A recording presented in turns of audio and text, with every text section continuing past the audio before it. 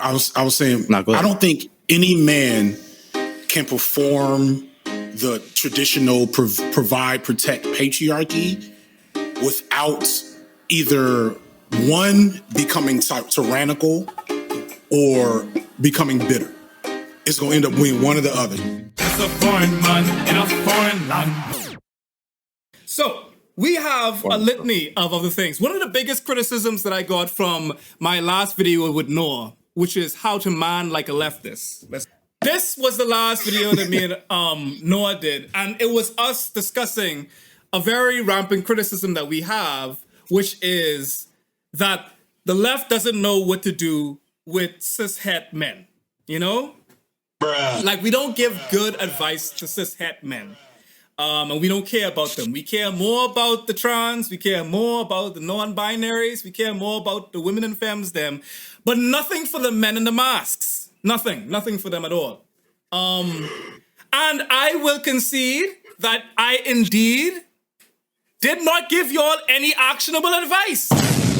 This man's a natural poet, yes? I'm so tired of you, Andrew. I did not give, I basically told y'all what not to do. Me and Noah were talking about things that we should not do as cishet men. And you know, this is a terminally straight, fatally straight stream right now, as you can see. We told y'all what not to do as it pertains to getting women. And I thought that would be enough, because the whole principle of that video is the way that the right talks about procuring sex is a problem in itself. Getting girls, the idea that you have to get girls is already some yam head things. You know what I'm saying? Like what the dog doing. Like that's the type of things, that's the type of vibe I'm getting from that. So immediately, if you start... Andrew's killing me. So like the y'all echo on that sound effect is so funny. This is what Noah sent me. So every single one of California. I want to see what Noah sent me and make sure that this. Why do these dudes always look like this? They have to. They always look like they're about to get beat up by Jean-Claude Van Damme at the end of the movie.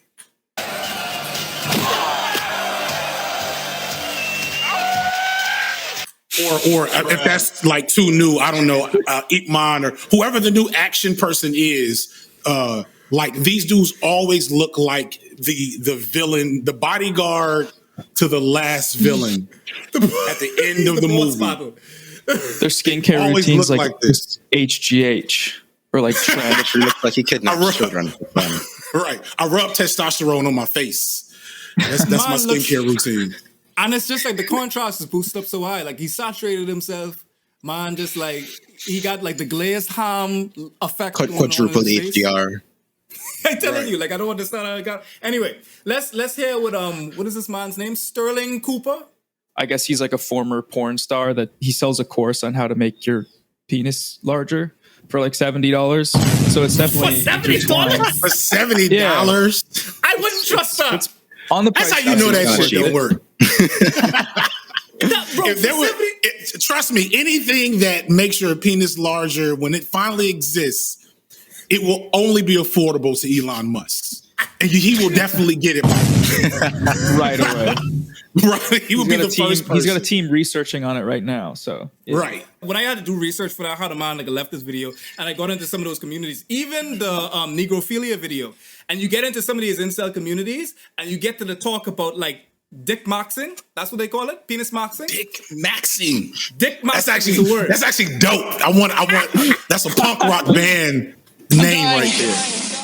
They talking about like some very, very dangerous penile exercises. They talking about they hanging weights. I seen you. They jelking. They doing all kind of things to their dick. I was just like, fam, y'all ain't gonna be able to use that shit. You ain't got no more feeling in the tip. As the high-earning individuals who preach wokeism, they all have an accountant who makes sure they pay as little tax as possible. I don't see them donating millions of dollars to charity. I don't see them helping out the homeless in San Francisco. I see them just hanging out in their Beverly Hills mansion, going to like the Met Gala, wearing a fancy dress. It's more a culture thing for them, I think. Maybe in their hierarchy of social status, that is what's cool. But there's no substance to it. It's purely posturing. So, what is he even saying? I am not sure. Is he saying that to be rich is to not partake in charity? He said woke and then showed the Kardashians. Yeah, that's like a good representation of just how nebulous the term is, because it's like woke is celebrity culture that are rich and like work for liberal Hollywood, but also it's like an anti-capitalist argument that rich people don't help out the poor and that they don't participate in charity, but they're also woke.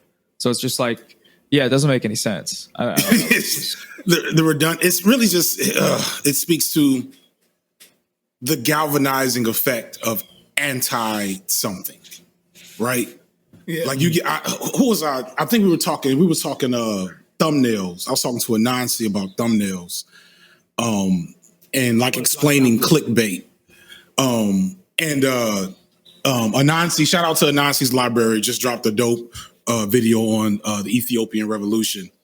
But I was explaining to them, like, your thumbnails need to, like, people complain about clickbait, but it works, right?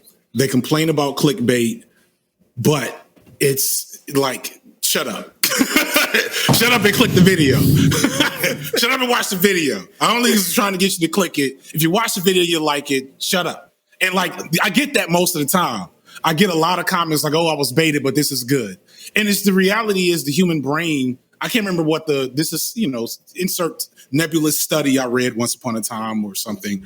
But like the brain will remember things that disgust it and will respond to things that bother it quicker and more intensely than things that it enjoys. And so these types of guys, that's their whole like content strategy is I want to trigger 15-year-old incels. Incels are the most valuable commodity on the internet because they watch the most content. They are the most regular and loyal watchers as long as you give them what they want. And or if you make content that is anti-incel, which we all do to some extent, that is a big commodity. And so like, but it starts to get to a point where like nothing means anything. And so you have, the bodyguard of the TELUS Corporation doing videos about stuff that has no like logical through line other than it's definitely anti-woke. And so either I like it or I don't, It's like rage bait. And it's amazing, like it's a matter of, because that's what they were saying about like the last video, and fully aware, like in the last video, the two people on the thumbnail was only in the video for about 6 minutes altogether. And I could tell the people that came only for that part, and that's the reason why I labeled it, you scoundrels are looking for this part of the video. And I could see that like you didn't engage with the rest of it. So it's a great litmus test. So I'm more like, okay, I'm gonna see who's here for what. And at the end of the day, it does work. Like, That's the YouTube game and that's the YouTube out. Because I mean, like, if I just put up a video, if the title was marginalized privilege and I put up a picture of J.K. Rowling and something else, I mean, it wouldn't have done the numbers. But if I use like this small thing, it's not about like what represents the video to the best of its fidelity. It's about what will get you into the video. That's what the thumbnail is for. The video represents itself. Gave that topic due diligence. Like it wasn't clickbait in the sense that you just used them and didn't talk about them. There's still kind of like a meaningful part of the video. The video is funny because you can see the retention graph is just like this, and then just pop right up. I mean, every time there's drama, but still, I mean, it obviously, like you're saying, it worked. So. Oh, they say that I'm low because I be talking loud. I just boosted myself up some more though, so I know y'all can hear me. But yeah, when it comes to stuff like this, I mean, like I'm not even sure, like, but it does tie into like this economic factor, and I mean, a great way to like tie this into dating is like this discussion about courtship and money as it pertains to the men in the relationship. So like we see this. If you on Black people Twitter, you see this a lot. Like, would you go 50-50? Would you go 50-50? Would you 50-50? Fellas. Like literally every 48 hours. Is a $50 deed possible?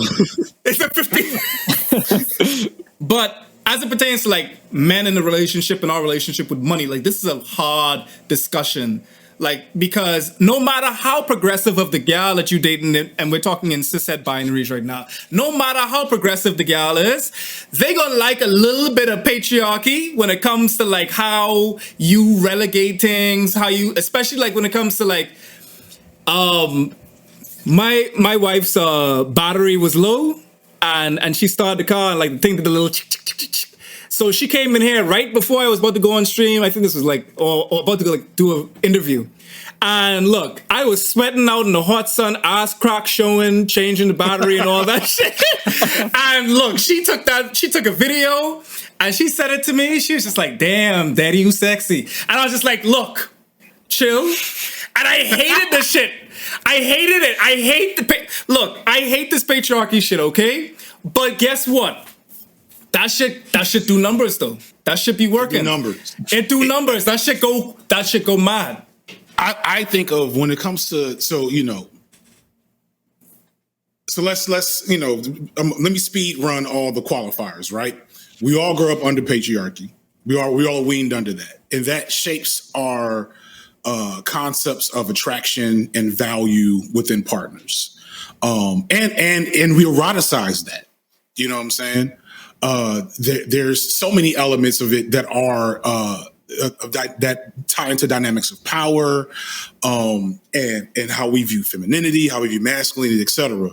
And so, no matter how progressive you are in your politics, the personal is going to have to negotiate that reality in different situations. You kind of have to just draw lines where your boundaries are. So,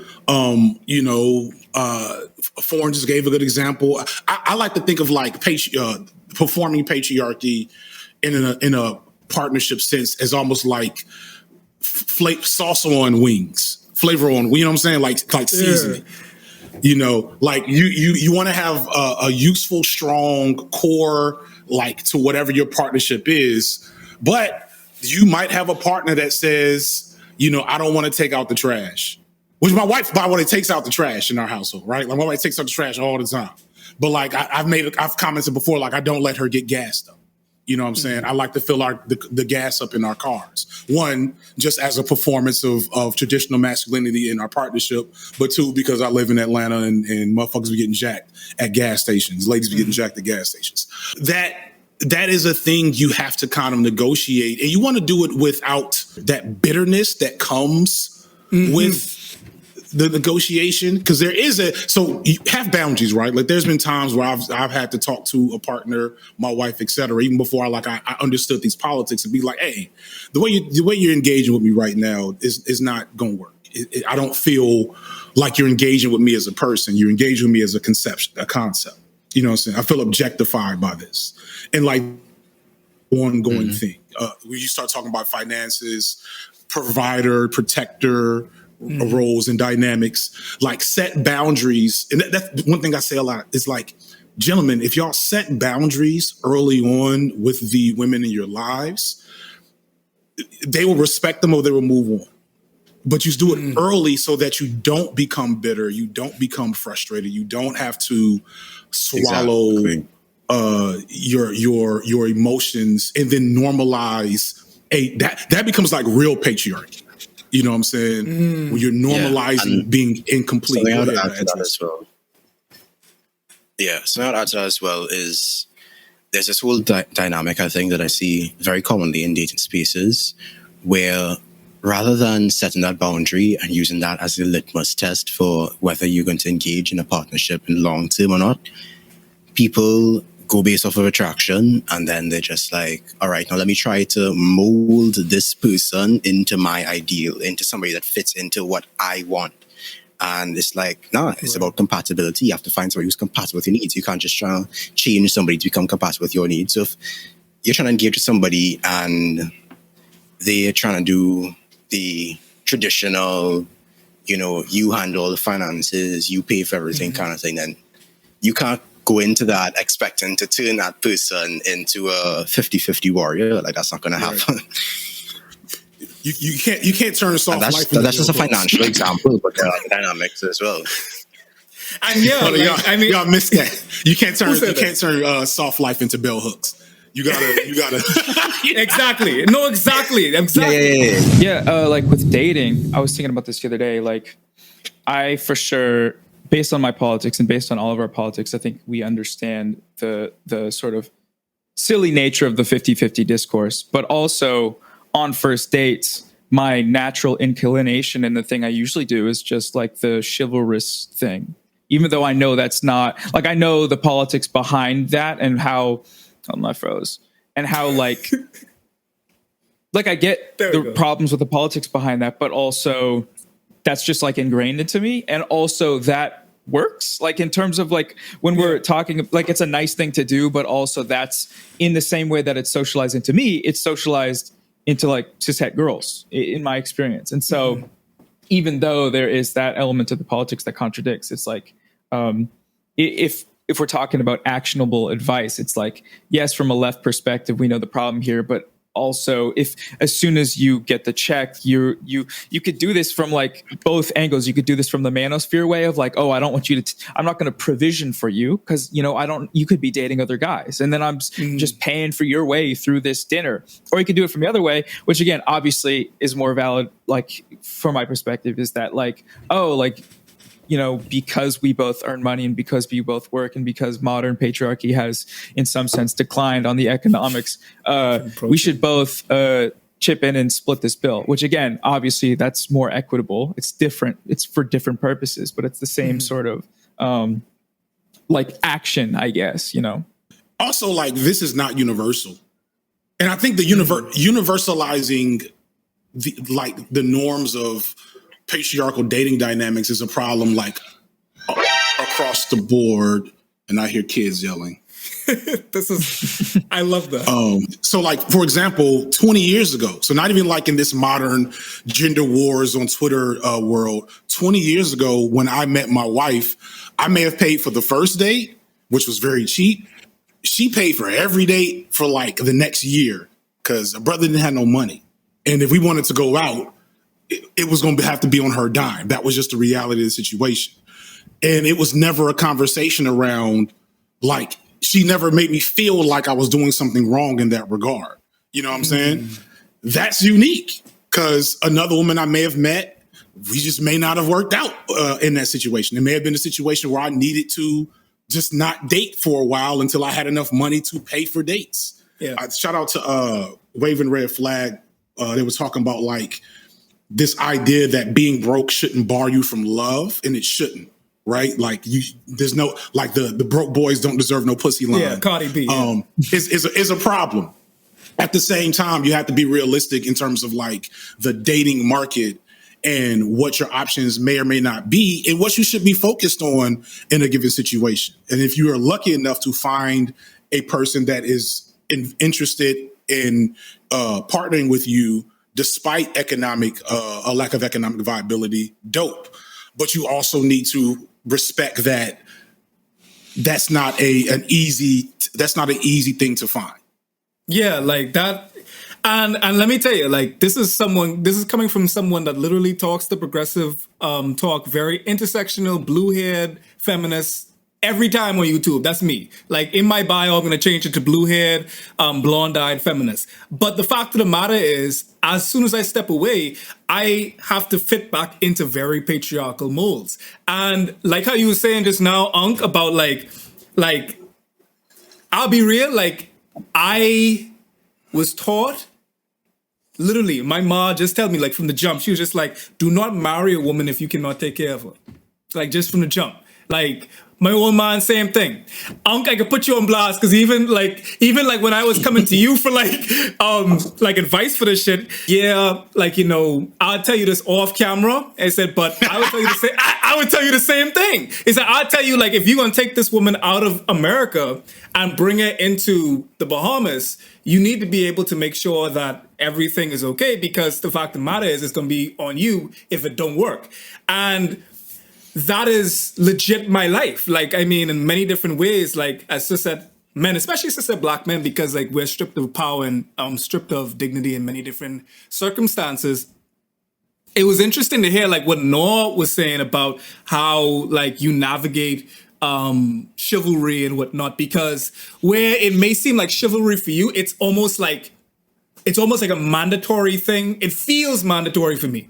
Like if it's not like my wife or like a girl that I'm talking to at a time, if we're in a situation where we have to pay, immediately I'm going for it, because not only am I thinking about what that is perceived by her, but everybody else around me.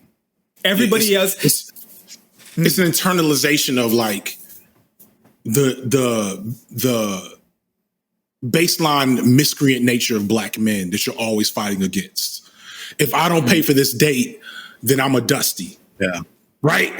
You know what I'm saying? And like I have to. There's no. Go ahead, Andrew. It reminds me of this meme of the broke boy hug, where like the side hug, the church hug. There's like a picture of the guy kind of hugs the girl like over her shoulders when she's paying for something. Oh yeah. I don't know if y'all seen that video before or not, but that image haunts me, right? I never want to be in that position. And to relate to something else you were saying earlier about how our farmer was saying, his mom was saying that, you know, you gotta be able to take care of a girl before you get in a relationship. Like that was the same thing for me, you know.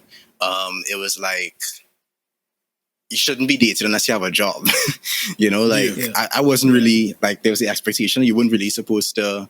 That kind of teenage relationships were like a no-go until you get in some cheese, you know? Mm-hmm. Yeah. That's when I did one of my first videos, I think I left this up, the buy him a PS5 video. I did a whole montage of those. Of like you know, it's you hugging over her shoulder while she swiped the card. That's the broke. You gotta try to look at something else, like honestly, and to this day, like I legit am very uncomfortable in them situations. And let me be clear, like this is not an altruistic thing on behalf of cishet men, like when we're trying to be providers or, you know, protectors and whatnot. This is our way of securing power. And like that's the reason why, like when we talk about, oh, man should be paying for everything like that, it's a very, I'm stripping, my wife even understands this, like in her mind, like if everything were great with her, like she's in school right now, but she would want to work. Like in many different circumstances, she's always just like, I want to work. I'm just like, you know, don't worry. Like as long as I can, I will. And she understands that she still wants to be able to earn and contribute to the household financially, because she contributes in different ways. But she's just like, I want that. I see you struggling, or like I see you like grinding to do these things, but I also want to be on a fiscal dynamic that is equitable. And it takes a lot, and not many men that I've met can do this part. And your claim is just like not any man is able to do patriarchy, perform patriarchy non-bitterly. But like it takes a very specific man to be able to divorce power and money in these relationships, and to understand fully that just because I have the money, that means that I am the one that should be making all of these decisions, and that I have the power and upper hand to make all of these decisions. Yeah. I remember that talk. I was like, and that's the trap. Yeah, I was saying, I don't think any man can perform the traditional provide, protect patriarchy without either one becoming tyrannical or becoming bitter. It's going to end up being one or the other. Either you're going to become tyrannical because performing patriarchy as it's prescribed to us in society is a very dehumanizing experience for men. That is literally what it's designed to do. It's designed to remove us from like our normal human emotions and dynamics. And so when you're doing it and you're doing it right, you're going to start like having to have like emotional outlets for the type of shit you force yourself into, for, you know, working ridiculous, like for work stress, for creating distance between you and your children, for instilling a explicit power dynamic between you and your partner. Like all of those things, you're either going to do that, which becomes tyrannical, and we see that a lot of. We just saw that with what's the Palmer. Conservative dude? Oh. Low key with Kiki Palmer, yeah, that too. But I was thinking about he's a conservative comedian that's not funny. Steve Crowder. Steve Crowder is just a perfect example of that. You know what I'm saying? But Kiki Palmer, boyfriend or whatever the hell he was, tried to pull that shit. It's like, nigga, you did not earn. You do not earn that shit. Yeah, and then, like he wrong, but it's the reverse, because then she's the breadwinner, quote unquote, in that dynamic. So, like, if you look at like the Twitter replies, and I could be wrong that this is like really Twitter core, but like a lot of women that I see in those replies, just like, this can't be the boyfriend who Kiki Palmer had to give a show just to make sure that he can make some money on his own. This cannot be him telling her what to do when she's the one footing the bills and everything like that. And I get it. And I'm definitely not going to be the one on Twitter to be like, actually, no, it ain't going to be me. But like, it's literally the same circumstance. And I can't, well, not the same, like apple to apple, but like, it's a very similar circumstance where like a man is basically saying, okay, since I do the money, I make the decisions and I tell you what you can do. Right. It's right. Because the issue is, why should he ever have the power to tell her what to wear? Exactly. And the only way he can have the power to tell her what to wear is in a true patriarchal dynamic in their relationship. Provider. Which, to provide her context, which I personally would never want to be in that position regardless, because then you like, imagine having to worry about that in your relationship for real. Imagine having to carry that type of weight. You know what I mean? Like that's, I would never want to do that in the first place. But then we get to the flip side, which is if you want to perform this benevolent patriarchy, right? Where you have all the power and you have all the responsibility, but you are not seeking the Connell called it the patriarchal dividend. You're not saying, okay, I have all the power and da da da da, and so the house needs to be like this. Da, da, da. No, like we're both partnering in people, etc. But that doesn't. Yes. Oh, I do have to feed y'all, don't I? I'm gonna order something. Like DoorDash. This is beautiful. Hunter gathering. Yeah, I was just gonna say that dichotomy of either tyranny or bitterness is definitely something that I think is very easy to fall into, and that's what happens when there's a lack of open communication, which is why I'm always a big advocate for, your partner should really be your best friend, because that just makes it so much easier to talk about issues before they become bigger issues. If you're really hesitant and holding back and bottling in, and then it ties into toxic masculinity as well. If you're not communicating, this feeling is starting to build up. It's just going to build up more and more and more until eventually it erupts. Another aspect of it, and to clarify this, the thing I was talking about earlier in terms of having money before you date, that's not a position that I agree with. I'm just saying it was something that was communicated to me, right? I just wanted to clarify for the comments because I got some strange ones. But I am an advocate, however, for ensuring that there is not, and there will always be, to an extent, I think, a balancing act of power dynamics. But I am an advocate for trying to ensure that power dynamics not entrenched in a way due to that financial component. And I think that's one of the riskiest things about this sudden wave in, this choice feminist advocacy for, you should just become a stay-at-home girlfriend, because that opens up a lot of space for abuse. Not to say that people can't stay at home, can't be, housewives, whatever they want to be. But one is probably better, legally speaking, to have some recourse with the contract that marriage gives. If you're just a girlfriend, you have no recourse really if, something were to take place. And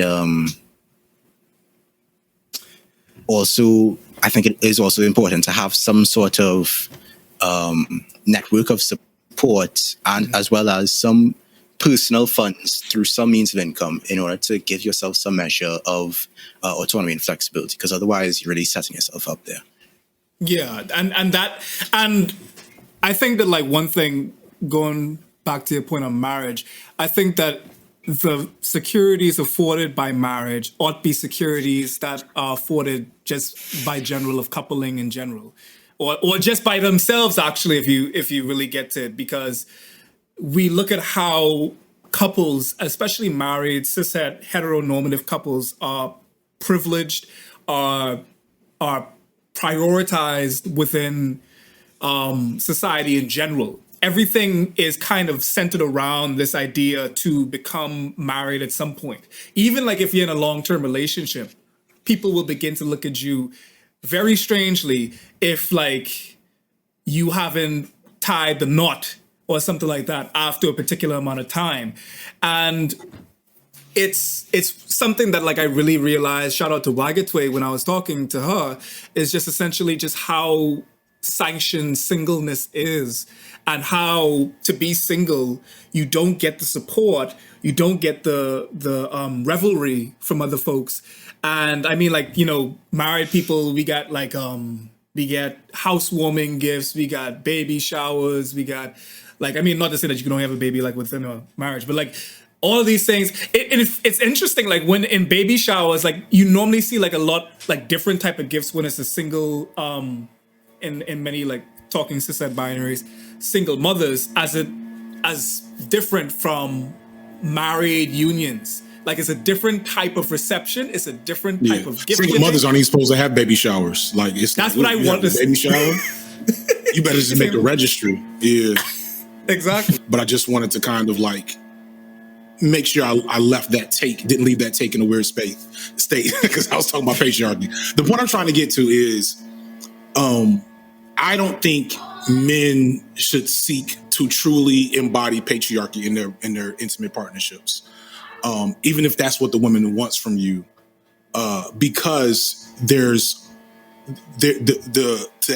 that only lends itself to one of two outcomes, in my opinion, which is, like I said, tyranny or bitterness. You're either going to do it right and you're not going to be a good guy in the process, or you're going to do it wrong and you're going to be bitter about the level of responsibility and pressure you've put yourself under for a reward structure that you don't even care about, is what I'm trying to get at. And you need to, just as you would challenge patriarchy in any other context, challenge it in your intimate partnership and say, look, here are my real needs as a person and not as a man in this relationship.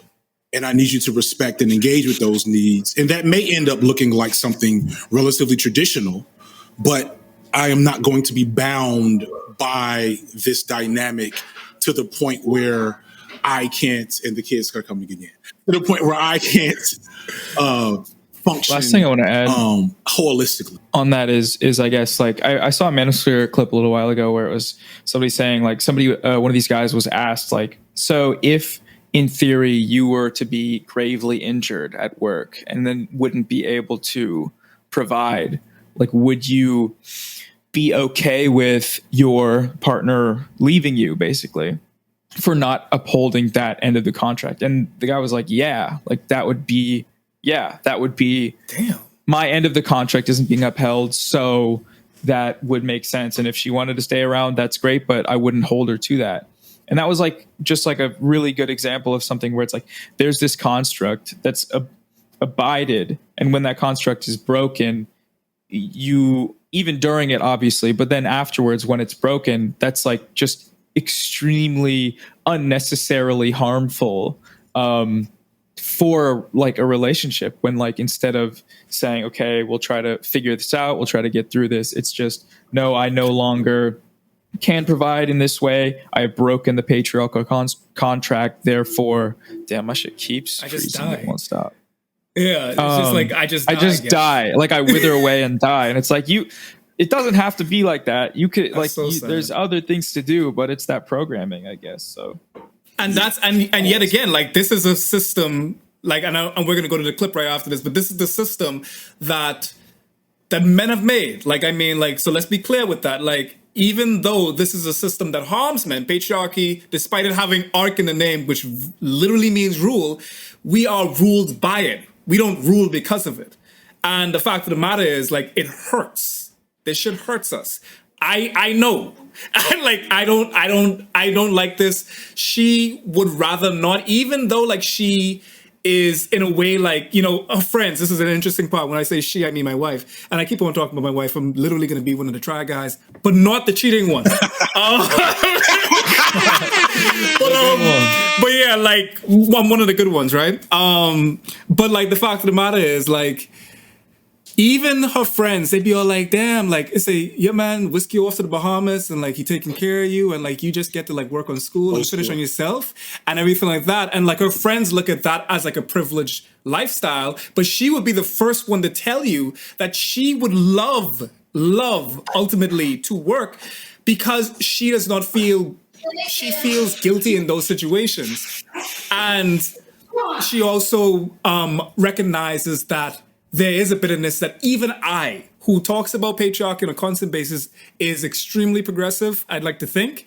Even I buckle under that sometimes. Even I, after a long day of doing all this stuff, I still, at the end of the day, be all like, look, some conversations that we need to have, like me being rather slovenly and like leaving my underwear inside the bathroom, and like when she comes and be all like, your underwear is in the bathroom, and I'd be all like, I don't want to talk about this shit right now. I got a video that's demonetized. Right, and that's what is so funny, and it starts like that, right? And it exacerbates. That's kind of what I'm talking about. I want to watch because I've always been amused by this guy. He's like, I don't know who this is. Oh man, he is great because he's a manosphere soft boy. Is I think the best way to describe him. Is that like a strong, you know, I was watching yeah. Go ahead. This is like a manosphere kind of dork dweeb. The more incel really side of the patriarchy. Oh, they for sure are, but at least the other guys are like yelling and kind of screaming and trying to do the dominant, which obviously it doesn't come out that way. And sometimes he does it, even though he's like soft voice and like his voice falters and like he kind of freezes up and stutters, which again, all that's okay, but he does it to berate women, so it's just entertaining. But yeah, good. Okay, let me see what's up with Just like we as men have to prove ourselves to you before you sleep with us, I'm of the opinion, and I'm instructing men to do this, you should be screening women just as hardcore as they're screening you. So I think men should wait to provide until you've proved yourselves to us. You don't get the benefit of my provisioning until I know you are only talking to me. Because like I said earlier, one of the main reasons I don't want to pay for a girl on a first date is these girls are dating multiple dudes. They're sleeping with multiple dudes. You don't get my provisioning until I know you are only talking to me. The bar is in hell for provision. How do you know there's provisioning when I buy her the Starbucks cup? Honestly, like he basically, that's how people move. Like, just like he basically, like the woman said, that how do you know if I'm sleeping with him? And the dude was just like, we know. Of course, yeah, we just know. We know. Oh, Lord. Okay, the bar is in hell for provision. It's interesting, and this is how they do this. What manosphere dudes do is they take normal stuff like, you know, cut your hair and, clean your room, make your bed, whatever, right? They take that and they find a way to make it offensive to women. like clean your bed so the whores won't take advantage of you. Like, and it's like, why do we add that extra part? So like he's talking about provision, which is not paying for a date, right? That's not provision. That's I like how frustrated this makes you. Yeah, it does. Makes you frustrated. Cause the other funny thing about all these dudes is none of them are married. None of them actually have partners.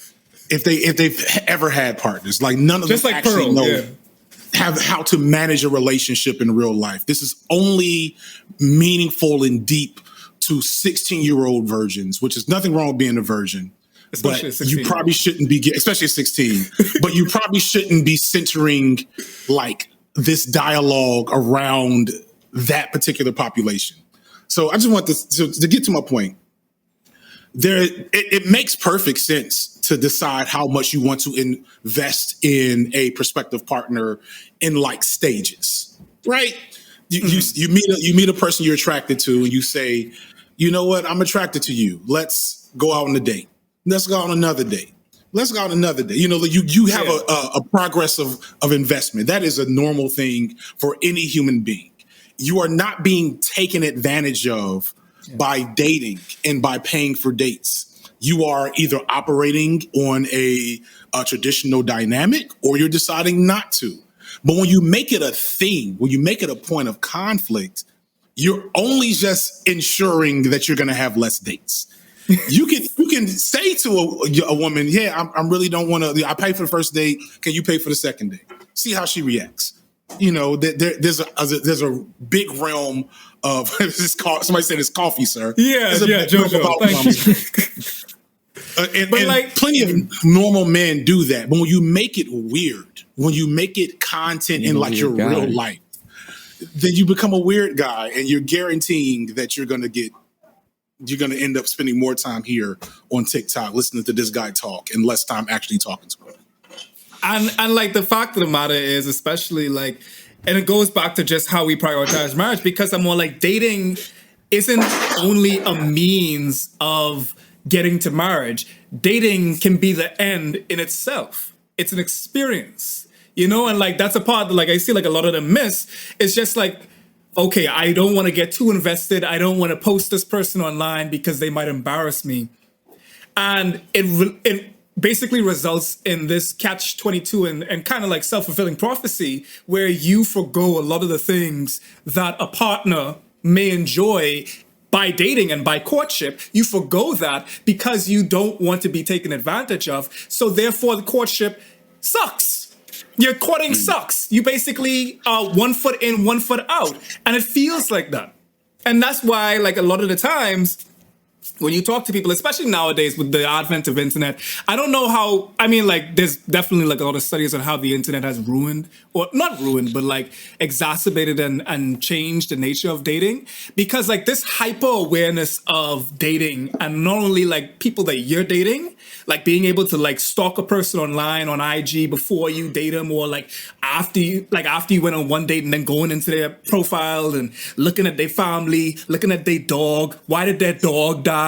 Like all of this shit, like when you try to figure that shit out, right? Something you didn't match with them on Tinder and you're in their LinkedIn. Like you just like there was this good point, like no, like there was like this thread where this guy was trying to talk to a woman on Bumble. Of course, you can't like message them first on Bumble apparently. And then like he searched the person up online and slid into DMs on Facebook. That's wild, unhinged behavior. Like, fam, what are you doing? Like, do you think that this is gonna get you anywhere? That's gonna scare him away, scaring the maiden's energy. Go for it. Yeah, scared him. You gotta, so to get back into an advice mode. Yeah. So if you can pay for a date, like know your finances, right? Yeah. And then be clear and upfront. This, we're going to go here. You don't have to say this is just because this is what I can afford, but like offer the date that you can afford. Yeah. She accepts it or not. If she accepts it, then that's a green flag. If she says no, I want to go somewhere else, or I'm not interested, then that's a stop sign flag. You move the fuck on. You know, and then if you don't feel comfortable because of your financial situation, or because you don't like the idea of paying for a lot of dates with a person that you don't know your level of interest in, then you communicate that and you say, hey, I want to see you again. And maybe you offer something that is money neutral, like a walk, like a meetup somewhere that does not cost money. And then you see what that response looks like. And if the response indicates, well, I want to be wined and dined, and that's not a thing, that's a boundary for you, then that's the stop sign flag, and you move on. Present the dynamic that you are comfortable with, and allow her the option of yay or nay. And be clear with that, yeah. And be clear with it, you know. And when I say clear, I don't mean like I can only afford this, take it or leave it. Be like, this is the thing, and negotiate. You have to go to McDonald's.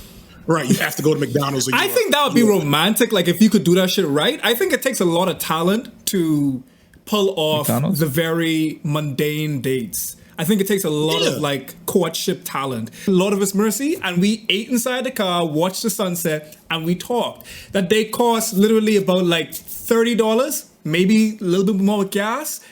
And that was honestly more value that I've gotten than when I spend copious amounts of money at a restaurant, because then it's a performance. In fact, like a lot of time, like when I go to a restaurant, like I'm looking around, like I'm trying to figure out, like I'm looking at myself in the context of everything else. But in the moment right there, we're like, what is the date for? Like the date is to gain some intimacy. Exactly. What you think, Andrew? You can't, I'm thinking like you can't get like in all these fancy settings, right? It's so much about, it feels like sometimes about the optics. Like I'm the kind of guy who loves to hear my partner laugh, right? One of the best dates I ever had, similar to you, on the beach. We get some nice bake. We just walking back and forth by the water. We joking around, we running around. I accidentally threw her down a couple of times, trying to lift. But we had a good time. And that's far more meaningful to me than, you know, just trying to like flex or whatever. People get so caught up in this conversation of, what's the cost of the date? Oh, this and the other. But you got to remember, the whole point of the date is to figure out if you're clicking with the person, to figure out if you're compatible, and if you can have a good time with the person. If you're not having fun with the person, are you forcing it? Because one thing to add is that, like, stop treating these like tokens and like, you know, ways to level up your masculinity. The reason why a lot of those dudes feel so bitter about paying for dates is because they don't even like the women that they're dating. They just want to have sex with them, and they don't even want to enjoy the sex. They just want to say that they did it. And so what they'll do is they'll like spend money on women they don't even like, that they don't even want to be around, just to say that they did it. And so when you reduce the opportunity cost of a date, you're emphasizing the like enjoyment that you'll have with the actual person. You know what I'm saying? There's a better way for me to get that across, but like, that's perfect. This whole flexing thing of like, I got to wine and dine, and to be real, the type of women that want that from you are not going to be people that you probably vibe with long term at the same time, because they're more attracted to that facade and to that type of energy. And unless you have that energy innately, you're not going to want to perform that long term or short term. One last piece of advice. Broke dating, and I know this somewhat from experience, but also like experience in a marriage, because there was long periods of time when me and my wife were broke, where we had to be creative. And so one thing to do is learn all the cool free things you can do in your town, in your city. Learn about, pay for that museum membership that doesn't cost you anything. Pay for that, find out where there's like, free music playing, outside or festivals that you can just walk through. Like, keep abreast of those things. That, number one, will give you plenty of opportunities to have fun with a person that don't cost you a lot of money. Two, it'll also make you a lot more interesting, because you have suddenly you've enriched yourself with the knowledge of your city, which any woman is going to find kind of attractive, to know that you understand so much about the environment. They're going to see that as appealing to begin with. I just want to make a quick point about the hustling, like flex date kind of types, like the guy we have on the screen right now, and people like Andrew Tate, who I have the displeasure of sharing name with. The thing is, I have never gotten the impression from them that they have fun. They have a good time, that they enjoy being in relationships. everything is just war and conquest, and we've got we've got to get these women. And the Matrix. It's like, all right, the Matrix, and like please, please. No, that's facts. That's absolute facts. Can you have fun though? Like, can you laugh at yourself though? Like, that's my question. I don't think they can. I just want to add something. Like, I kind of growing up have fallen into that construct of like dating for some validation, for some conquest, and some like validation of saying I got sex from this person, as opposed to I had a fun night and had sex with someone and it was like actually fun. And so when we're talking like when I'm thinking about that, when I'm thinking about that past versus how my life has progressed and how my views and sort of feelings in that have changed, literally what you're talking about not having fun, I think back and say, oh yeah, actually, like in terms of meaningful human interaction, it wasn't fun. That's not a fun, like at the time it feels good and cool.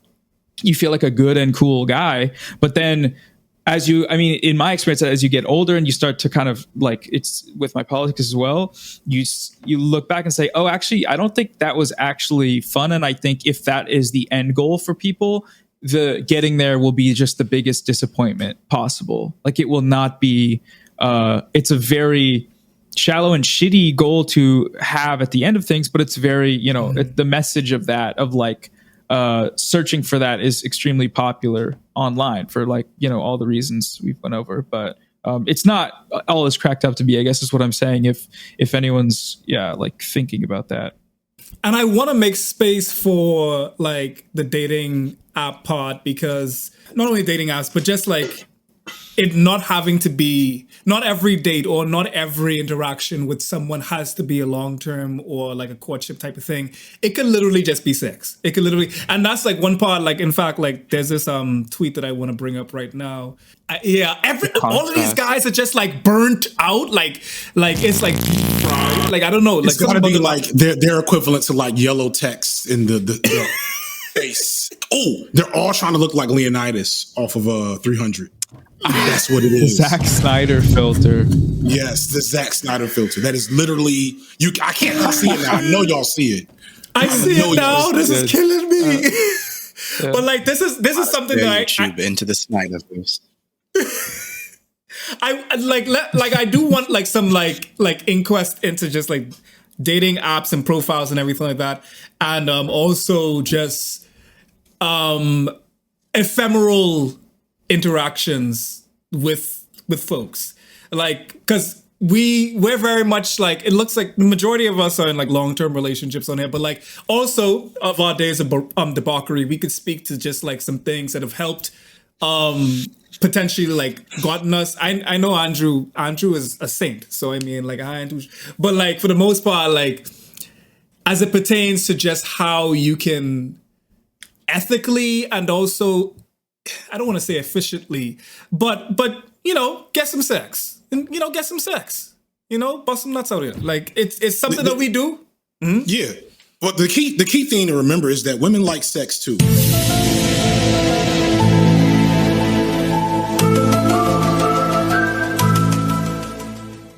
It's so much. I don't know. It's so much that goes into that dynamic.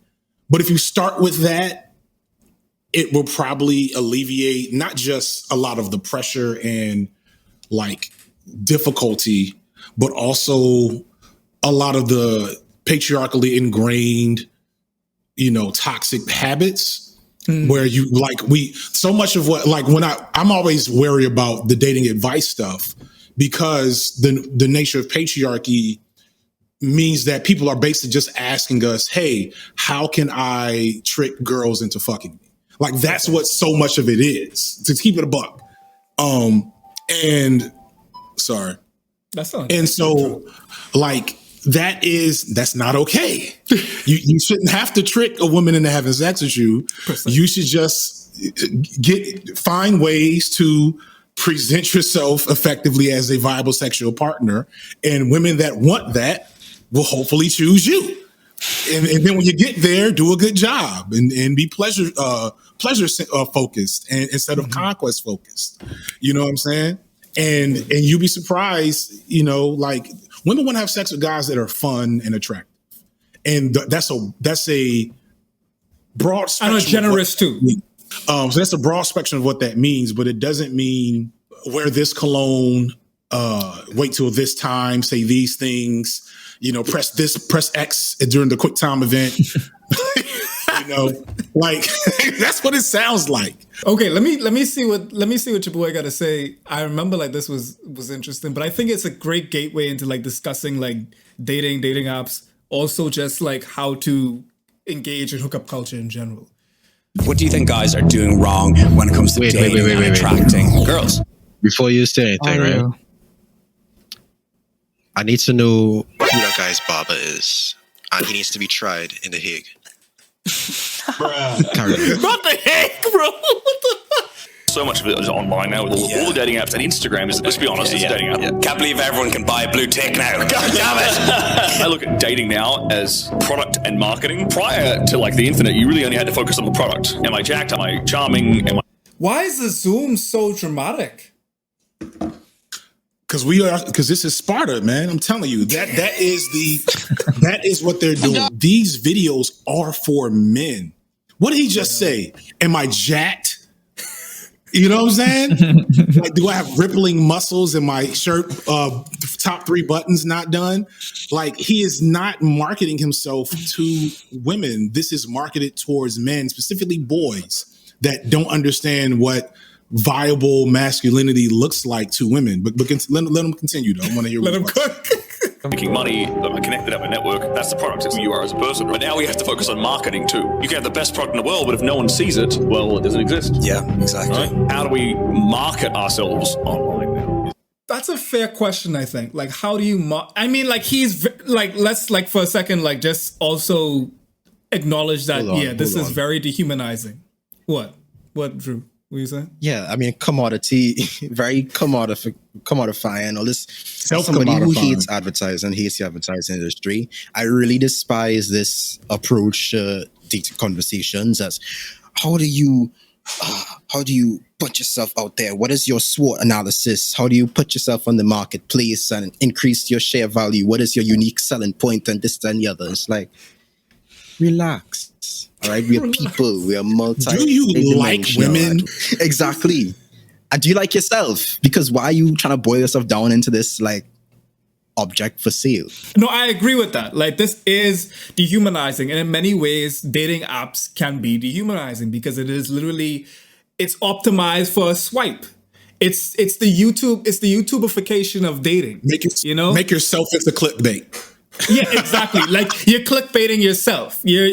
So like, I think like it's important to one, understand that it is a dehumanizing game, but to also figure out, okay, like for disabled folks, like folks that can't like go out all the time and engage in multitudes of people with no masks, or cannot go out at all because of different like chronic illnesses and everything else, like they have, like a lot of them have to date on dating apps. Like, they have to go throughout dating apps in order to find meaningful relationships. So, like, I think it's important, like, one, to acknowledge that this is not ideal. This is very much commodifying dating, commodifying oneself, minimizing and condensing oneself to be more digestible and consumed by a lot of people at a glance. That being said, is there any discourse and advice as to how best we can do this? This is like a reform or revolution conversation almost about dating, because reform, working within the dating app system to find success, or revolution, rejecting the construct altogether and maybe going without a date for a long time because of it or whatever. I think that's what this content is targeted towards, is the guy that hasn't been on a date in years, or that is like living in places that are, I guess, like generally people are more antisocial. And so the idea that you'd want to optimize your app performance is when you kind of, it's like you can reason your way into that if you are just like alone, but that in and of itself isn't a good sort of, that doesn't make it healthy, that doesn't make it right, that doesn't make it impossible to find connections with people outside of that construct, you know? But But again, it's like working within that system, like that you're talking about.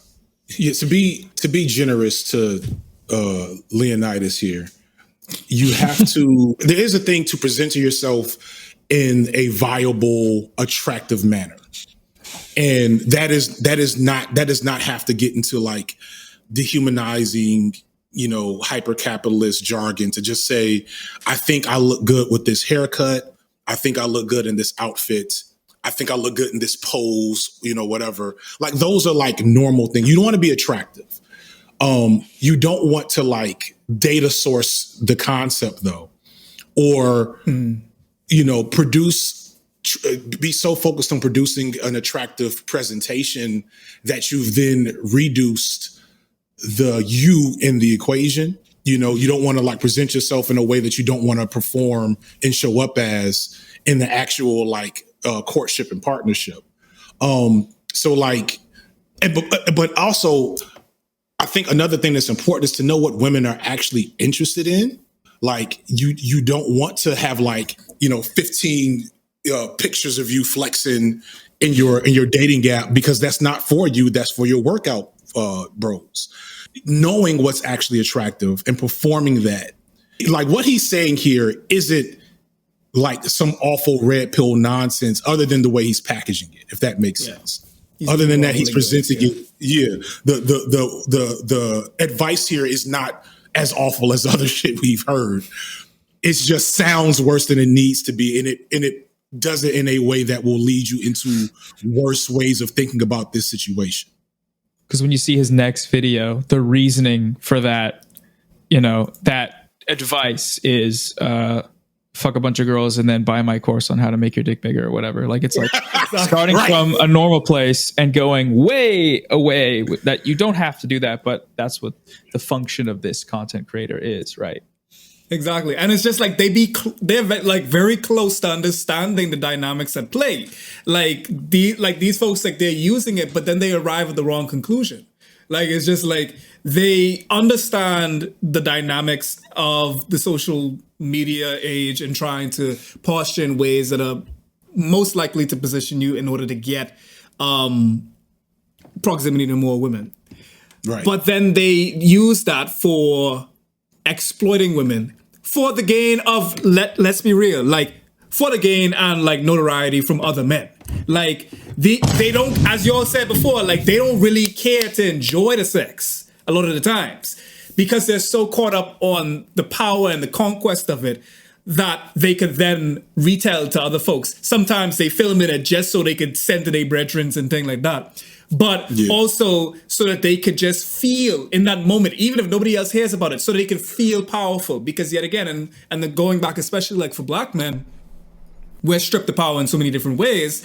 So you do have, and that goes right back into the last video that I did on negrophilia, that's why you do have black men sometimes pandering to these roles of the domineering black man. And in a lot of these sexual situations, I mean, like we see in the Adam 22 situation going on right now. Adam 22, a fan of FD's videos, of course. Sorry, I had to like. So I didn't know he was, a kind of a weird guy, Jace.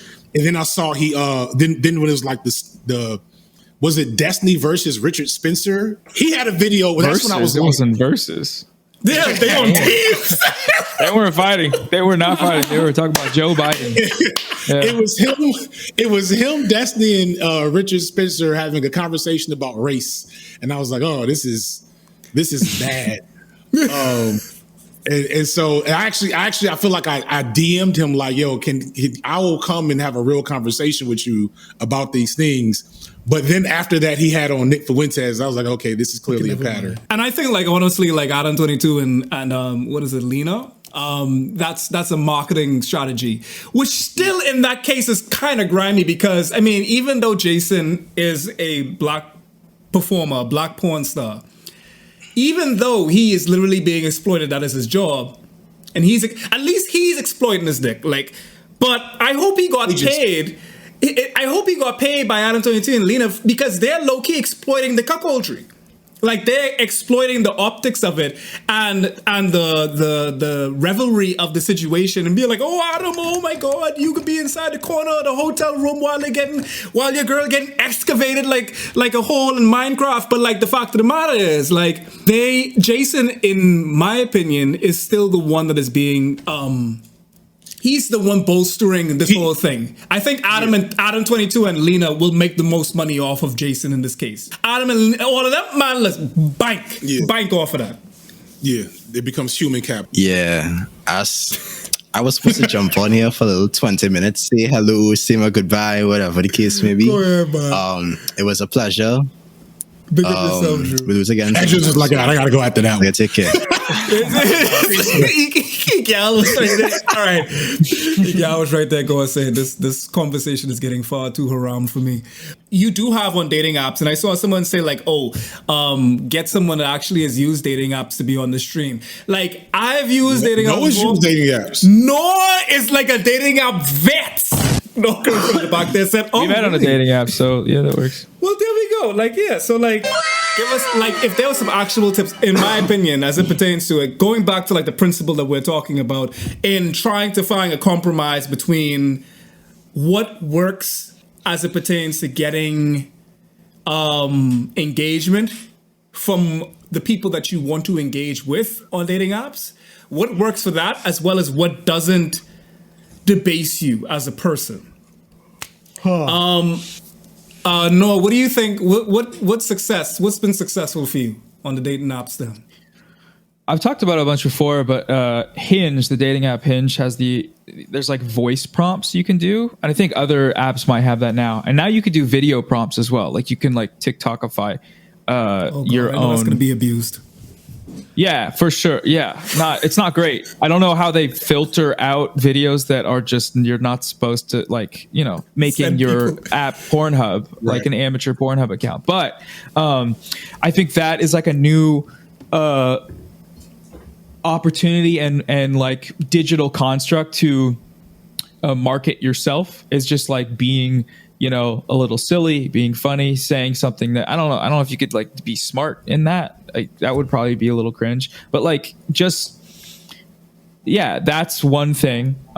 Being like creative, doing something that's different. And then just the other basic, like there's not that much advice that people haven't heard, which is like, take decent photos. Don't be like blurry in a dark room in the corner without a shirt flexing or something. Just like try to ask, like, I don't know, your friends, the women in your life, what they think of your photos and your profile. It says blue pilled as it is, be yourself, but also if yourself is, if you're kind of like a dickhead, I guess you wouldn't really know it, but people will notice, and potentially, if it's not working, like if you're swiping all the time and it's not working, then try different things. They also have like weird stuff with the algorithms that'll tell you which of your photos perform the best, like when they get to a certain photo, the percentage of swipes and stuff like that.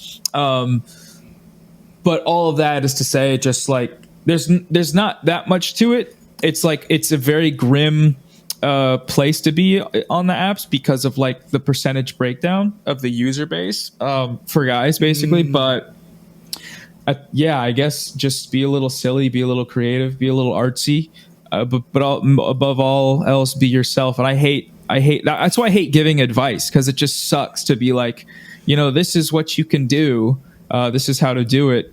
But I mean, yeah, that's all I would say about how to use apps, because yeah, I've used them, but I think anyone trying to tell you that there's one way to perfect the process, the algorithm, is just like a little, I mean, it's kind of just like, do that, sure, but go outside too and try to make friends. But yeah. Yeah, and like, it's also, and going back to like what you said earlier about like when you message, like especially like when you message people, if you finally get to the matching part, and like what works as messages versus which don't, because like you often get like into the same situation, like if you're sliding into DMs, you get to like this kind of trapeze of how you can kind of gamify them into caring about you. Like, you don't want to text too much, you don't want to text too little, you want to say particular words. And of course, yet again, like there isn't necessarily a string of words, a sequence of words that will always work. But I think like it's very important to be explicit. And when I say explicit, I don't mean like in the content way, but I mean like straight up letting people know what you want as it pertains to like, are you on this app for a hookup? Are you on this app for a long-term relationship? Are you on this app for like just fun? Like what are you here for? Because I think like what ends up happening, yet again, going back to what folks will be doing in general, is trying to trick people into getting what you really want. When, yet again, and as we speak in like in binaries, women enjoy sex just as much as men. Caveat. I've seen like thousands of those photos where a guy matches with a girl and then he says, "Let's fuck." And so don't do that. But also at some point, well, yeah, not like that.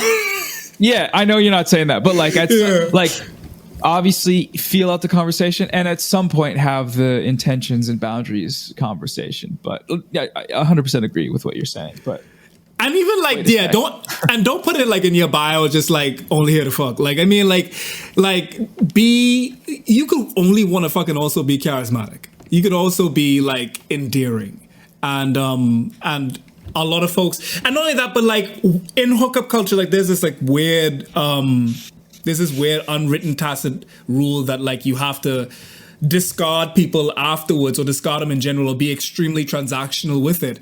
And I'm not sure how we are sure patriarchy, but like you don't have to do that. Like you can not be a dick and still give or get dick. Like, and that's it. Like, it doesn't have to be the situation where you have to disrespect this person afterwards. Like, you have to, like, you can do a lot more. Oh my God, they're saying do reads for Jesse and everything like that. But that's the fact of the matter. Like, you can be charismatic, you can be friends with this person and also engage in hookup culture, like, in a particular way. You know? I don't have a lot to add to this because I met online dating for me when I met my wife was MySpace. So like I don't have a ton for that. I'd be interested in that. Put her in your The top tactical, 10. the tactical element I don't have a lot for, but I will say I think one thing that I think is universal is decide what you're on the app for. Yes. You know, like are you thirsty on the apps for validation? Are you thirsty on the apps because you're looking for like and really digest that? Because that's going to dictate one, your strategy, right?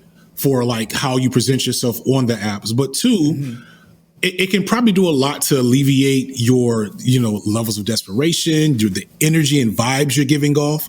Because one thing I know is universal is that women want to be with, whether that's sexually or just like intimately or, partnership, like fun, interesting men. You know what I'm saying? Like, and like, you can't be that if you're desperate. You can't be that if you're thirsty. You can't be that if you're bitter. You can't be those things. And those are probably when people are like, I imagine that when people are like really struggling with matches, a chunk of that is the air of desperation and the bad vibes that are coming through and how you present in these apps. And so self-interrogation is probably a really useful thing to do before and during getting into these app spaces. Yeah, that's perfect, guys. Yeah, like the experience of these guys like swipe all day, finally getting a match. All that stuff that happened before isn't great for your psyche in terms of being like chill and normal and having a conversation. It's like I'm finally here. What do I say? Like like your phone like made a notification and you sprint over like it's like Christmas morning and then you see it and you're like the Riz like potential just goes through the ground. Yeah, it's gone. So that's like a really good point. Just like think about that beforehand, I guess. Yeah. And that comes also from like this, I don't want to say evolutionarily, but like this predisposition that like a lot of men I've encountered think that if I mess up with this one woman, that is it for my lineage. Like I will be denied women for the rest of my life. They will talk about me and they will tell all of their women friends that like I am not worthy of any type of anything, and I die. That's and that I'm not sure where that comes from. I've heard like rumors about that coming from basically caveman days and just being like what a lack of supply of mates. But the point of the matter is trust me, like what one won't, someone else will. Trust. Like there's countless, the whole idea of soulmates and everything, like as nice as that sounds, there's a bunch of different configurations for couples in today's society. Trust me, you will be able to find someone else. There's not this one person out there. There's not this one, you're not a key that fits only one hole. As bad as that sounds, it can very well be a litany of other doors. Yeah, this analogy is going. This is why you said you could have been a Black Ben Shapiro and made all the money, because it's so easy. It's so easy. Man, it just rolls off the tongue. This is another one from Noah, and then we're gonna get into some Q&As. The problem with black pill. Right, some of you are not going to like this one, but I think it's important to address. I do everything I can to empathize with men. I don't think masculinity is toxic. I think men are incredibly important and vastly underappreciated. I've heard every story to back up your obvious struggles in the dating world. But the one thing that I can't wrap my brain around is this black pill pessimism where you I'm just looking at the comments here. Lol, you're not a guy, you'll never understand. We used to, but we gave up. I don't even talk to women anymore, and it's brought me peace. Yikes. When you get to this point where you're saying like not talking to women has brought you peace, like it's to a point like where it's very difficult to get you back out of that. I struggle with the black pill stuff a lot, and let's let her finish. I want to see what she's gonna say before I give a take. All right. Check out of dating. I really don't like to attack you guys because I already know the laundry list of fears. Women will cheat in a multitude of ways. They're selectively feminine and super entitled these days. The family court system is stacked against you. I get all that. But here's my question. Why are you letting women have this control over you? I sort of get it if you're an older guy who's already felt the pain of divorce and trying to raise your kids from afar. But if you're young and single, this doesn't add up. Checking out a dating base means you either don't want to family. If every man adopted your stance, the human race would go extinct. Or you plan on having children with women you don't meet and don't love. And in that case, what is it? That I know you mock women for on these platforms. So staying single might bring some temporary peace. But is that really worth a life of loneliness and no children to leave behind? All right, Yo, no, play that again. You think it's gonna work the next time? Not going to like.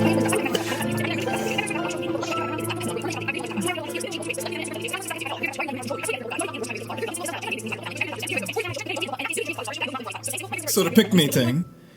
Yo, this is wild, son. It's all over. Like, no way you find this girl. But I want to be productivity focused, because we could drag her for another hour off whatever that was. Rapid fire. She ended up at fatherless daughter epidemic. Mm-hmm. Anyway, all right. So, yo, I was expecting like maybe normal, like centrist.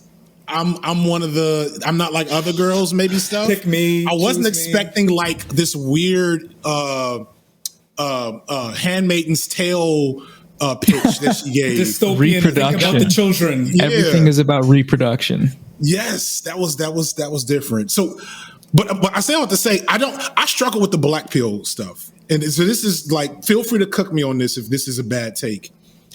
I low-key don't think anybody should be giving advice to black pill dudes that has anything to do with dating. Any person that is at the black pill stage needs genuine mental health intervention, like social support intervention that has nothing to do with like, because like, I don't want you to go from black pill to a girlfriend at all. That is not good for you. That's not good for whoever you started dating. Like, you need to go from black pill to getting your life together to functional adult human, then to a girlfriend. And so like, when I see like, I'm not dating anymore and I'm so much more happier, I'm like, good, keep doing that until things start running. Until things start changing, and then talk to me. Yeah, that like this is because I mean like I'm trying to figure out what is she trying to say, because she said a lot, and like she tried to countermand. She first tried to empathize with the Black pillars, then she tried to come at the Black pillars, and then she kind of ended with this middle ground, like, okay, I get it, like, we suck as women collectively, all of us, every last one of us suck. However, think of the daughters and the fatherless daughters epidemic. Yeah. She came at the Black pillars by totally validating their worldview, by telling them everything you're saying is correct, but you need to get over that because you need to reproduce. You need to get over that. And notice how all that is framed. You need to reproduce, and you need to not contribute to the thing that you're correct about, which is fatherless women. And, you know, obviously that's the problem, not the men leaving. So like all of this is so one directional, but it's framed as a critique, but it's not, obviously not. It's just saying, guys, I'm with you. You're correct, but you know we got to get some stuff done. So come on, let's stick with it. How are we going to have more white babies if you guys don't start having children? The future of the white, may as well be saying that. I was waiting on that. I was waiting on the future of the white race depends on you, because I was like, is it like I know that was in there because only it's unspoken. Right, yeah, because because only Spartan women can have Spartan babies. Ooh, Lord. She's in those podcast clips. She's on that podcast, the one with the whatever, all the time.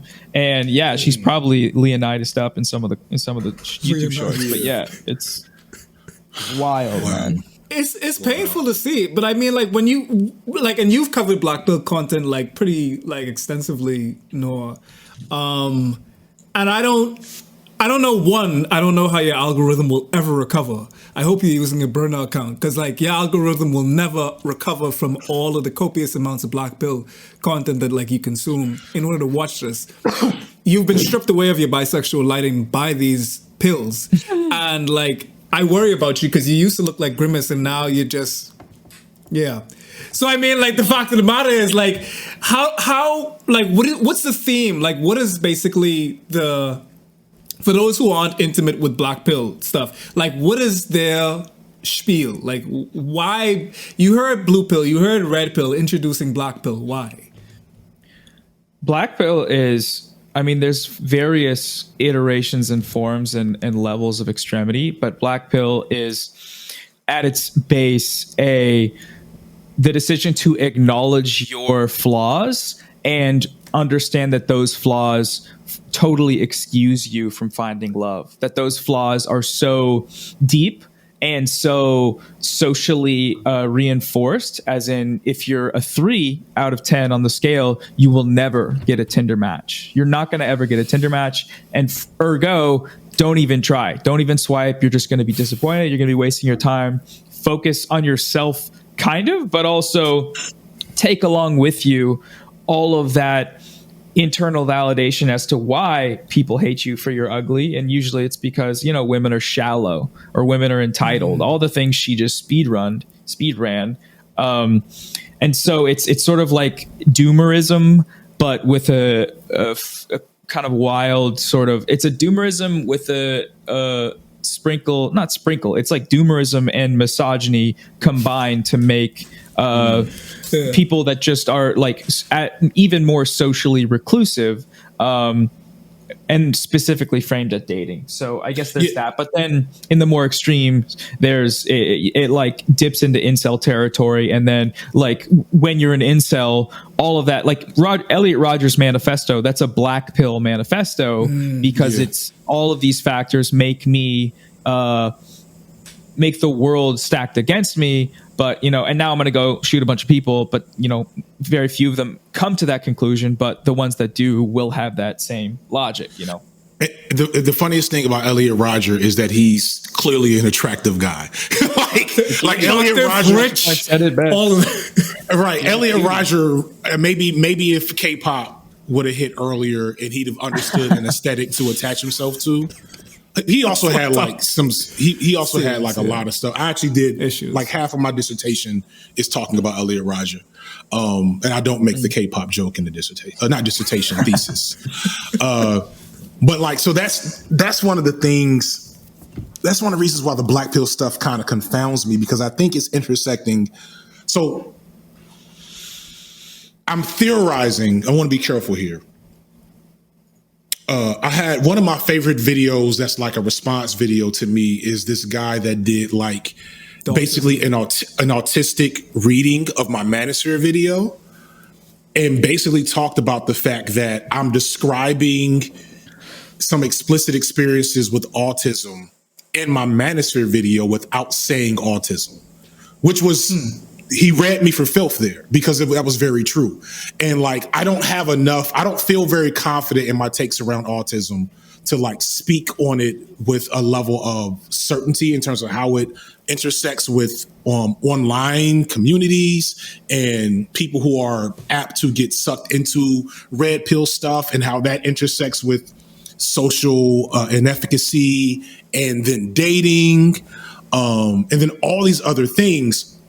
So it becomes, and that's kind of why I was saying, like with the black pill thing, it becomes so much more and going back to Elliot Rodger was on the spectrum. So it becomes like so much more than just looks maxing and, you know, self-help, when we're also talking about like social dynamics bigger than just how do I get girls to like me, and bigger than just being resilient towards, you know, rejection and failure, which is what a lot of the black pill stuff comes down to. So yes, I don't know. I'm kind of just rambling here because I just want to tease out the fact that there's, with them in particular, and also with the manosphere as a whole, because I would argue, I don't have any data for this, so feel free to drag and correct me in the comments. But I would argue that so much of the activity in these spaces is driven by the chronically online of the world, which then we also know has a lot of sections with neurodiversity, with neurodiverse people. And so there's a whole conversation about like mental health and ableism and social interactions that we can't even, we aren't even ready to have yet, because like we don't even know how they fit. And we're probably not the people, even though I do like see myself as neurodiverse, I don't know enough about, I don't feel like I don't have a lot of confidence in speaking through that lens as it pertains to this. And we kind of need to find the people that do and see what they have to say about it. The Laley girl is like blows it up, and then you have this existential explosion in that moment, and I was like, this is just good fucking art. Yeah. No, I'm concerned about you, but the art was really good. Yeah, like it was like something to watch. I was just like, okay, I consider this person to be a friend. I was just like watching it, I was just like, Noah is producing this at a rate, and I'm thinking of the back end. Like I'm thinking of like, right, because we know what it's like. I don't have an editor. Like exactly. You still edit for yourself.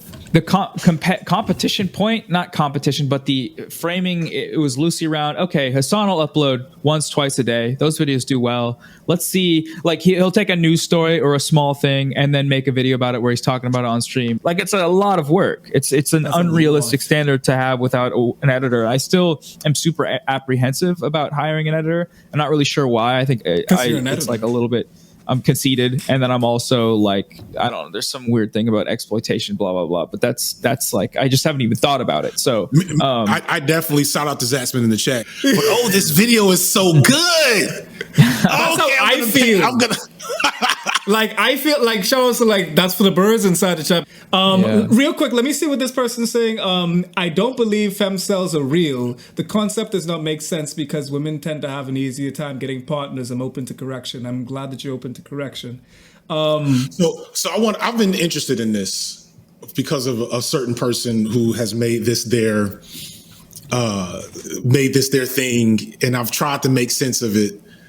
I think there's like femcells in like the concept of all this shit is stupid, and I don't like it. Let me start with that, right? I don't like the concept of incels either. So I want to be clear, but it's almost like, why are we trying to create a gendered binary between misanthropic behavior.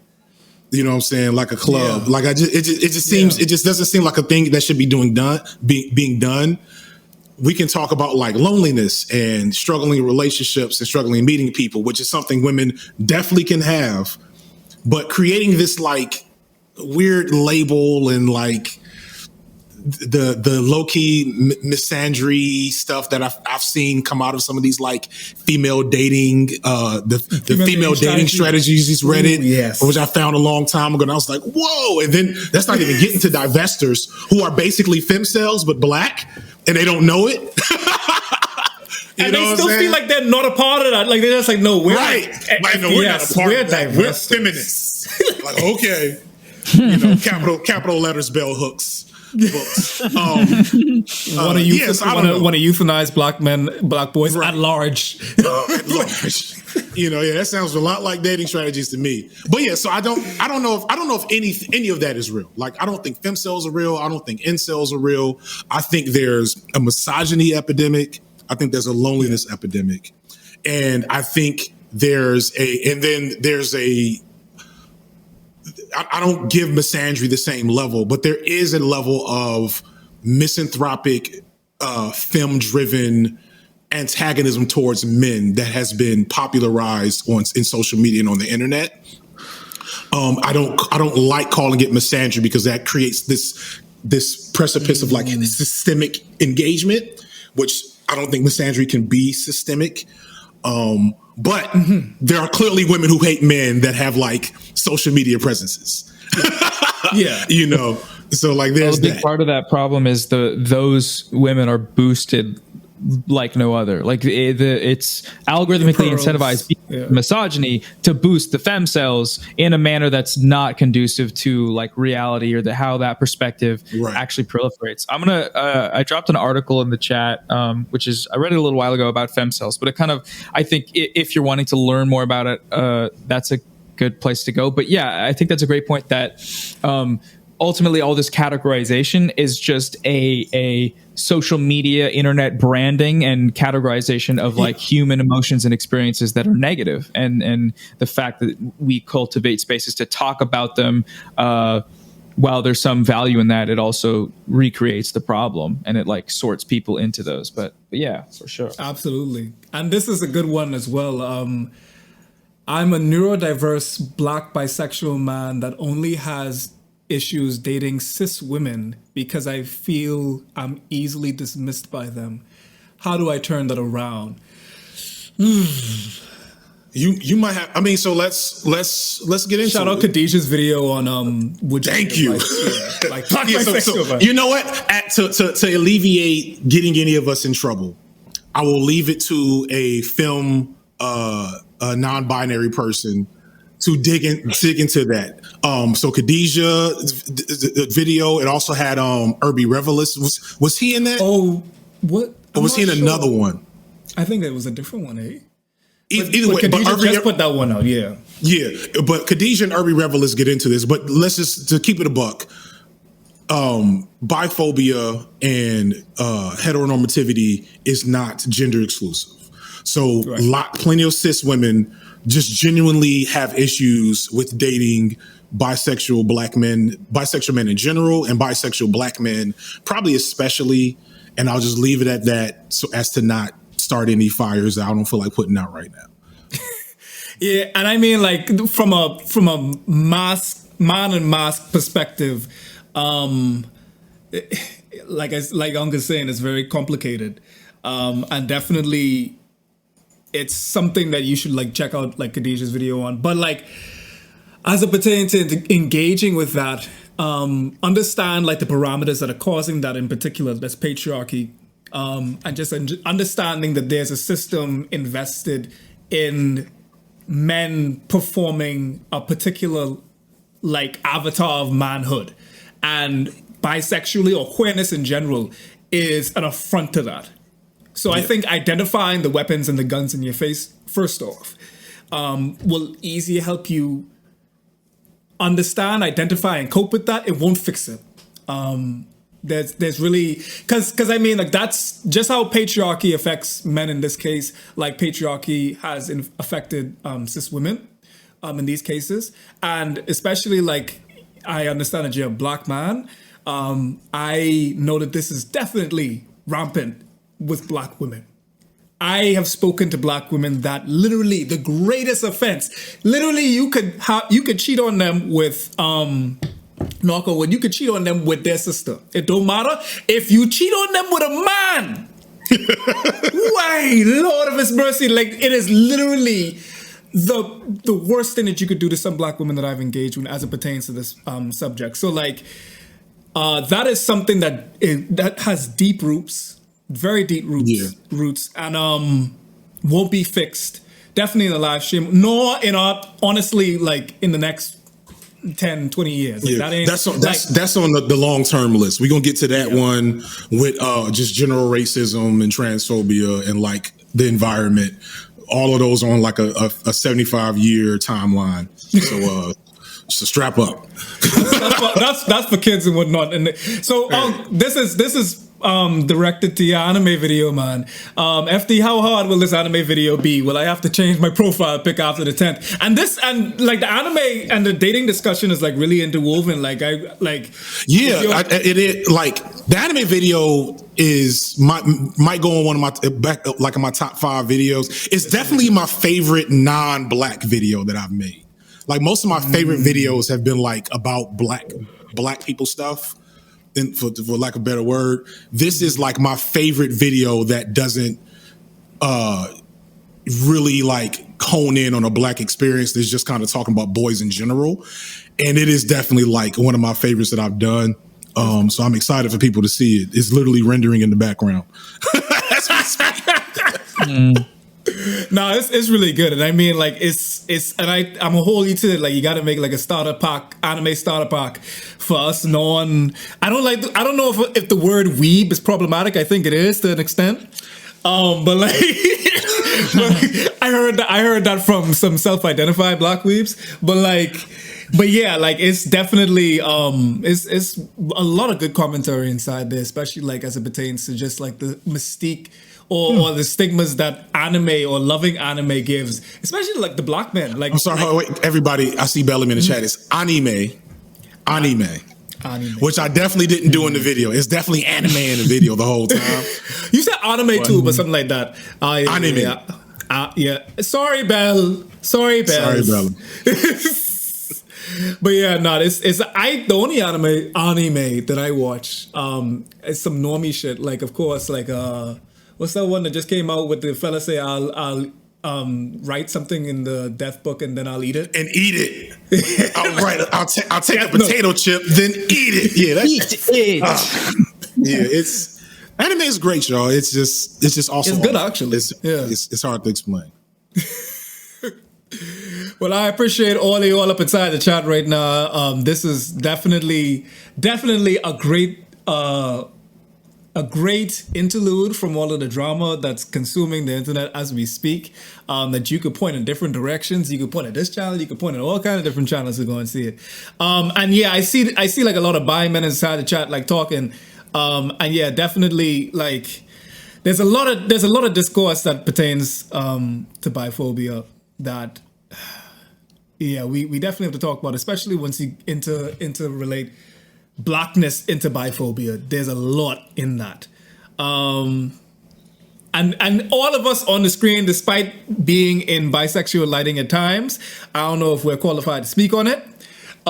So definitely all of the bi men, if you would ever consider, making a channel, we would love to watch. The only person I think that is touched on that is DJ Mule. In his Berserk video, in fact. But I don't know if anybody else, I guess Irby's touched on that. LaRon talked a little bit about it in LaRon talked about Swolsome talked on it. I'm sure he has at some point in time. But other than that, I don't think, like, there's the absence of no. Yeah, that's all I got. We just know there's an unfortunate absence of men overall in the space, and especially like, I don't know who's bi or not, but making that content around that topic, it'd be tough. So, you know, I wish we had more for you, but all we can do is kind of point you in better directions. Absolutely. And Noah didn't do MMA. You did do MMA. You got the picture where you look like No, I did football. No, you did football. That was when you was in the Spartan t-shirt. I just look like I did MMA because like the shape of my head, but I did football. What that's supposed to mean as some of the practices. Super Eye Patch Wolf does jiu-jitsu like you for. Oh, cool. Other than that, I don't know. I don't even want to mess with that man. I don't know. Something about him just, I feel like I'll be going for something and he be going for something else, and I don't know if I'm gonna make it out alive. Like for some reason, I don't know. Super Eye Patch Wolf is a leftist Ubermensch. It's really interesting. Because he really is awesome. Dude is dope. I have nothing but love for Eye Patch Wolf. But also there's a talented otherworldliness to his presence. And he's just so good. His videos are so fucking good. So yeah, more left-leaning male figures to, you know, look at as aspirational figures, that's a person that he smartly doesn't dabble too much over here, where we can keep his hands clean. But if you watch his content, you'll catch the vibe. No, absolutely. Well, big up all up inside the shots. We gonna go and get something to eat because I've been fasting for 24 hours. I ain't know, and that's not for me. Appreciate all of y'all coming right now, sliding in for the Foreign Fridays. I know when you can start live streaming again, Noah, but you need to. I miss the music. We need to actually do like a jam sesh. And you know, whenever you're ready to go and put me back inside the green light, just let me know. You know where to find me. Most definitely. New video Monday afternoon, the anime video. If I can, you know, I got to do the YouTube fight that we all do this weekend. It took 4 days last time for them to clear mine. Ooh, yeah. See, but that's because of the holiday. Okay, yeah. So that's why I did it after the holiday, and I'm just waiting on one more piece, and then hopefully, you know, I've already mutilated the footage enough where I shouldn't get any copyrights. But I've heard anime can be a painful process, so we'll see. Is the clear one is up on Nebula? Anyway, no, it's not on Nebula. That's tonight. I'm gonna get that done tonight. But it may not be clear because I just fucked up a bunch of, you know how you have 7 versions of a video. I don't know if you've done this. V1, V2, V3. Yeah, it does. That's why the Nebula version may have more censorship than I planned, because I just deleted the original files I was using. So I'm like, all right, I may figure it out, but also I'm tired. Big up all of y'all up inside there. We gonna go and head out. Y'all take time. This could be up on the Patreon. I saw something about the VODs. I can't leave this whole thing up there because then it will drive down my channel's credit score. Shout out to Unc for teaching me about that. Algorithm credit score. YouTube literacy. Anyway, y'all take time. Peace. And have a blessed Friday, all y'all.